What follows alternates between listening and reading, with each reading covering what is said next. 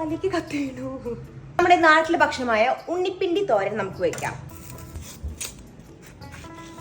ഈ സാധനം കളയണം. എനിക്ക് ഈ കറി എൻ്റെ അമ്മാമ്മ വെക്കാൻ പഠിപ്പിച്ചതാണ്. അമ്മാമ്മയാണ് ഇതിൻ്റെയൊക്കെ മെയിൻ. അപ്പൊ ഞാൻ അതെല്ലാം ക്ലീൻ ചെയ്തു. ഇനി കുഞ്ഞു കുഞ്ഞു പീസായിട്ട് ഇതിന് കട്ട് ചെയ്യണം. ഇതിൽ കണ്ടേ ഇങ്ങനെ നൂല് വരും, ഇതുപോലെ നൂല്, അതൊക്കെ നമ്മൾ ചുറ്റിച്ച് കളയണം.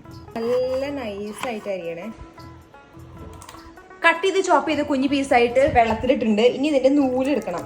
ഫോക്ക് വെച്ചിട്ട് നൂല് വരുമോ നോക്കാം. ഇങ്ങനെ നൂല് വരും. വേവിക്കാൻ പോവാണ്. ഞാൻ ചീരയും ചെറുപയറും ഓൾറെഡി വേവിച്ച് വെച്ചിട്ടുണ്ട്. അതും ഉണ്ണിപ്പിണ്ടി കൂടി കാച്ചാം.